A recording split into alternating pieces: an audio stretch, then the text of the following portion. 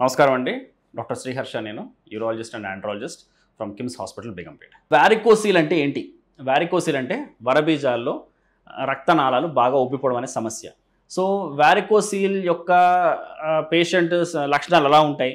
ముఖ్యంగా మన దగ్గరికి ఎవరైతే ఇన్ఫర్టిలిటీతో వస్తారో, అంటే సంతాన లేమి సమస్యతో వస్తారో, మనం ఎప్పుడైతే సిమెన్ టెస్ట్ చేస్తామో, సిమెన్ పారామీటర్స్ కనుక, స్పర్మ్ పారామీటర్స్ కనుక బాగా దెబ్బతింటే దానికి the most common surgically correctable reason వచ్చేసి వారికోసీల్. అంటే చాలా కామన్గా మనకు కనపడే కారణం ఇది. సో వారికోసీల్లో ఏం జరుగుతుందంటే, రక్తనాళాలు అంటే వెయిన్స్ ఉంటాయి. ప్రతి భాగానికి, మన శరీరంలో ఉండే ప్రతి అంగానికి ఆర్టరీస్, వెయిన్స్ ఉంటాయి. ఆర్టరీ ద్వారా మంచి బ్లడ్, ఆక్సిజన్, న్యూట్రియంట్స్ ఉన్న బ్లడ్ దానికి రక్త సరఫరా అవుతుంది. అవన్నీ సరఫరా అయిపోయిన తర్వాత ఇంప్యూర్ బ్లడ్ మళ్ళీ వెయిన్స్ ద్వారా హార్ట్కి వెళ్ళిపోతుంది. సో ఆ వెయిన్స్ ఏవైతే టెస్టిస్ నుంచి బ్లడ్ మళ్ళీ వెనక్కి తీసుకెళ్ళిపోతాయో, అవి బాగా ఉబ్బిపోతే మనం దాన్ని వారికోసీల్ అంటాం. సో ఈ వారికోసీల్ వల్ల ఏమవుతుందంటే, first of all temperature difference ఒకటి ఏర్పడుతుంది. ఆ టెంపరేచర్ డిఫరెన్స్ వల్లనో, ఇంక ఇతరత్ర ఏదే కారణాల వల్లనో టెస్టిస్లో జరిగే రెండు ముఖ్యమైన ఫంక్షన్స్ దెబ్బతింటాయి. ఒకటి స్పర్మ్ ప్రొడక్షన్, ఇంకోటి testosterone hormone production. Sperm production మనకు ఫస్ట్ కనపడుతుంది, అండ్ చాలా లాంగ్ టర్మ్లోకి వెళ్తే కనుక తర్వాత టెస్టోస్టెరోన్ ప్రొడక్షన్ కూడా దెబ్బతినచ్చు. సో స్పర్మ్ ప్రొడక్షన్, దాని క్వాలిటీ అవన్నీ దెబ్బతిన్నప్పుడు మన దగ్గరికి పేషెంట్ ఇన్ఫర్టిలిటీతో వస్తారనమాట. సో అలా వచ్చిన పేషెంట్స్లో లైఫ్ స్టైల్ని అడ్రస్ చేస్తూ, వాళ్ళకున్న స్మోకింగ్, ఆల్కహాల్ లాంటి అలవాట్లు మనం తగ్గించుకోమని కౌన్సిల్ చేస్తూ, కొన్ని మందులు ఇస్తూ, మనం వాళ్ళకి కనుక వారికోసీల్ కనపడితే వారికోసీల్ సర్జరీ చేసిన పేషెంట్స్ చాలామందికి ఇంప్రూవ్మెంట్ కనపడే అవకాశం ఉంటుంది. సో వారికోసీల్ 4 గ్రేడ్స్ ఉంటాయి. గ్రేడ్ 1, 2, 3, 4.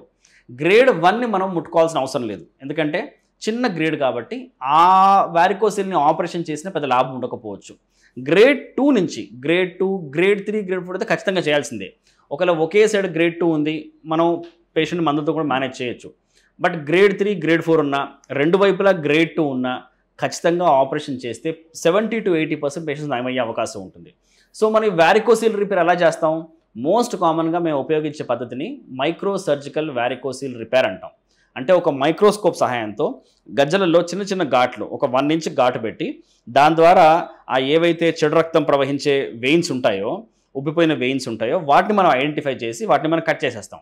ఇది ఒక డే కేర్ ప్రొసీజర్ లాగా చేయొచ్చు. పేషెంట్ మార్నింగ్ వస్తే ఈవినింగ్ కూడా ఇంటికి వెళ్ళిపోవచ్చు.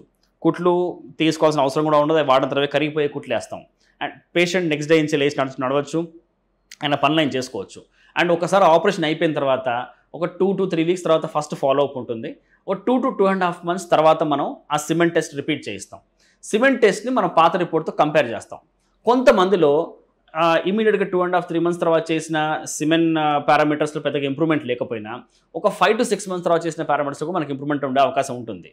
సో వారికోసీల్ సమస్య కనుక ఉంటే పేషెంట్కి surgical management is the best management. మీరు తీసుకునే అదే మందులు, అదే నాణ్యమైన మందులు, కానీ సగం ధరకే.